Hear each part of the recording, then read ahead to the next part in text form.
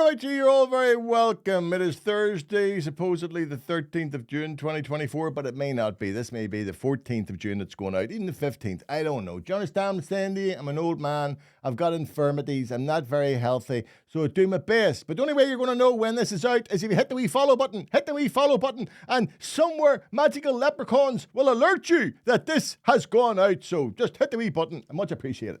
But it's that time of the week again. It is time, of course, for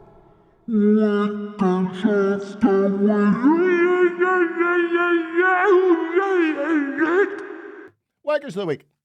So this week I thought we'd go with something a bit more general than an individual. I think the theme this week will be liars, because there's been a lot of them over the last 7 days. I thought we'd start, considering the general elections well kicked off now, with the first leaders debate between Rishi Sunak and Keir Starmer. Now, the whole debate pivoted on one claim by Sunak, the soon-to-be ex-Prime Minister. It's Sunak versus Starmer. It's centred on this claim made repeatedly by Rishi Sunak. He would put up everyone's taxes by £2,000. £2,000 worth of higher taxes. You want to put everyone's taxes up by £2,000. Of course, this was utter bollocks, as we would say here, utter bollocks. But it does fit in with recent Tory policy of looking the electorate straight in the eye and feeding them shite. We need only look back to the greatest of all Tory dissemblers, Boris Johnson, and his now famous Brexit bus. Remember that one where he had on the side, he'd got it emblazoned, the lie about 350 million going out of the UK every week, and if they voted in Brexit, he would give 350 million a week back to the NHS. Alex. So, what Boris proved is if you're going to tell a lie, tell a big lie. Tell a big porky. Don't tell a small porky. And repeat that lie as often as you can. Because if you do, there is every chance the public are going to believe it.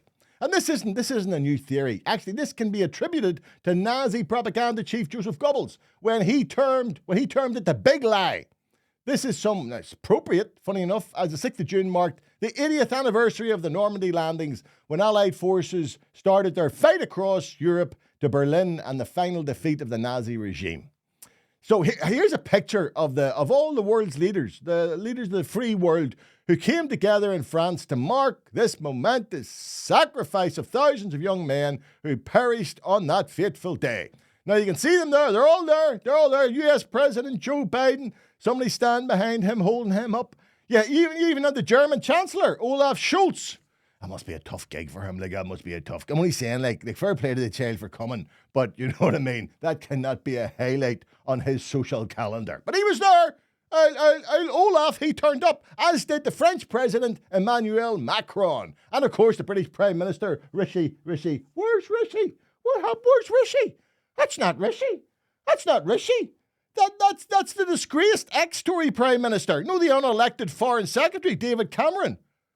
I couldn't believe it. Turns out Rishi ran away, as he told everybody he had a very important interview back home, where he was going to try to defend the lie he had already peddled about the £2,000 tax increase by Labour.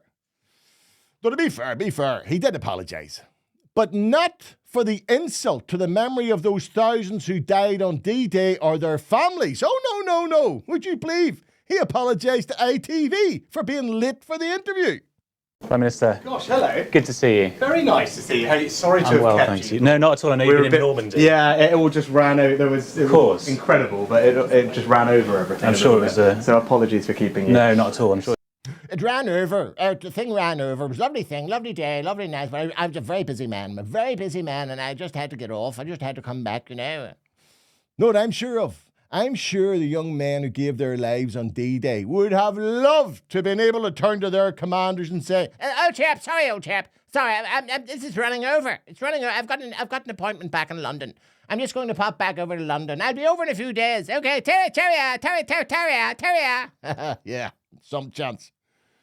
Sunak is so tone deaf that all Labour really need to do is keep him in front of the cameras and they're home and dry. And if you needed more proof of the man's idiocy, Here was the boy who went to public school, then Oxford, then married a billionaire's daughter, then set up a fund where he ended up earning 700 million. He's worth 700 million quid, more than the king. But just listen to the answer he gave when asked if he'd ever suffered any personal deprivations as a child. When you are wealthier than the king, what do you do day to day to make sure you're still in touch with the kind of struggles ordinary people face? Have you ever gone without something? Yeah, I mean, my family emigrated here with very little, and that's how I was raised. I was raised with the values of hard work. What did you go without as a child? We went out with lots of things, right? Because my parents wanted to put everything into our education, and that was a priority. So what sort of things had to be sacrificed? Lots of things, right? So, Can you give me an example all of sorts something? of things. So, like lots of people, there'll be all sorts of things that I would have wanted as a kid that I couldn't have, right? Famously, Sky TV. Okay. So that was something that we never had growing up, actually. Sky TV. I wasn't allowed to. Sorry, I'm just kidding. I still have to get therapy for it. And my pater wouldn't allow me to have Sky TV. Oh! The only way to answer that, best way I know to answer that, is let's compare that with the experience of a child called Cameron and what he's had to do without due to the policies of this Tory government and its Prime Minister. We try not to eat a lot in one day. Even though most of us are really hungry, we have to be careful with our food.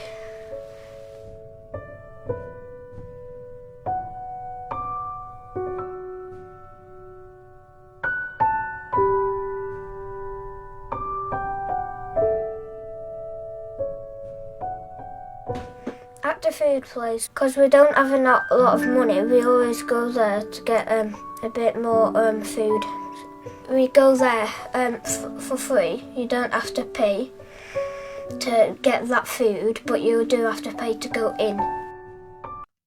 Point made, I think. Point made. Very sad, but point made. Let's get back to the comedy in the shape of our own glorious leader, TUV leader Jim Allister. Now, Jim, as always, is on top of the really important issues, such as the dastardly plot to mess with our smoky bacon, Tito smoky bacon flavoured crisps. Yes, hold the front pages. Sit down, missus. Sit down and have a cup of tea, because I know this is terrible shock to you. Jim's discovered that them damn Europeans, they intend messing with the smoky flavouring of our beloved smoky bacon, Tito. And he calls on all loyal citizens to be alert to these devilish machinations. But he assures us there will be no dilution of the smokiness of our smoky bacon crisps. Brilliant. The other great masterpiece that Jim pulled off was he went into an electoral pact with the Reform Party in the UK. So the leader of that wasn't really that well known. So I'm sure Jim was thrilled when he learned this week that Nigel Farage has decided not just to come back in and join the fray, even though he said he wasn't going to stand, but he's come back in. But he's not just going to do that, but in good old fascist style, Nigel has unilaterally announced himself as the new leader of the Reform Party. There you go.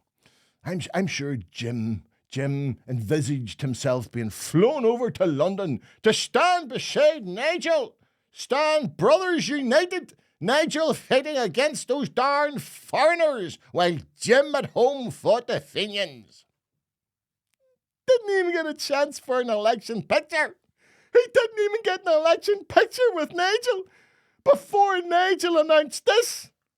And look, as far as the Northern Ireland thing is concerned, I want to make it clear that whilst there have been negotiations going on in previous times, I will personally be endorsing Ian Paisley and Sammy Wilson.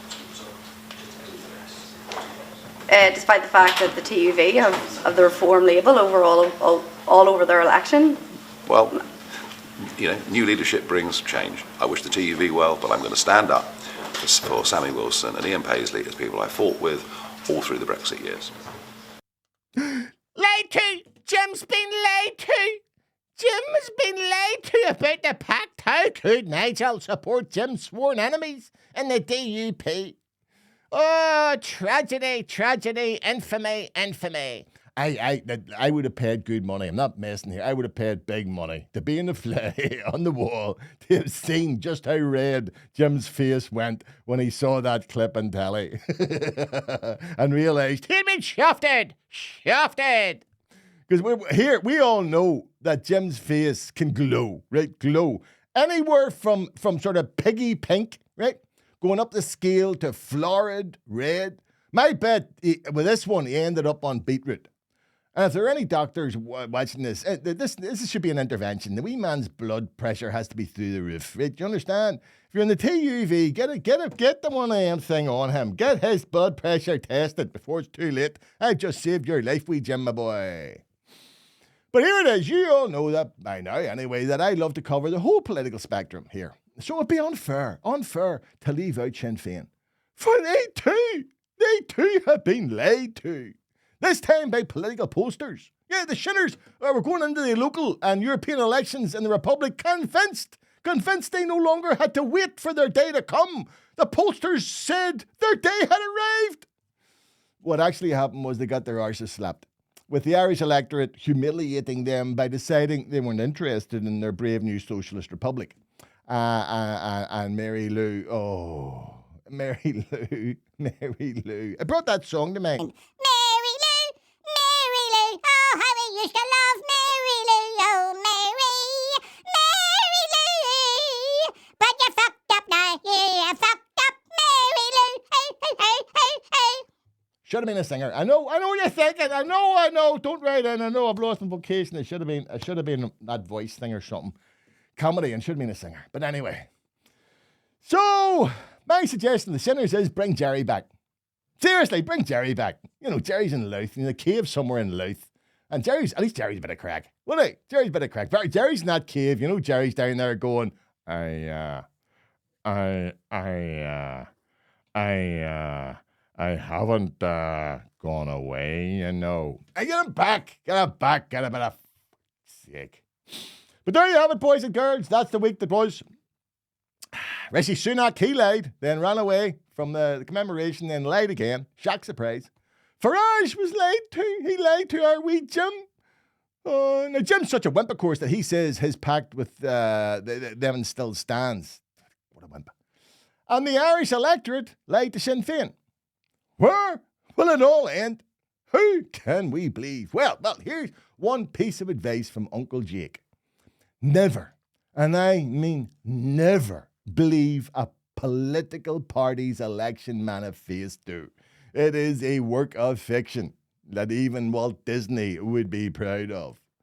But here, if you do happen to be one of the gullible who believe such publications, then here, contact me. I've got a brilliant deal on a very cheap Bitcoin scheme that I've called You've Been Coined. Yeah, get in touch. I'll sort you out. All right? Sweet. That's all, folks.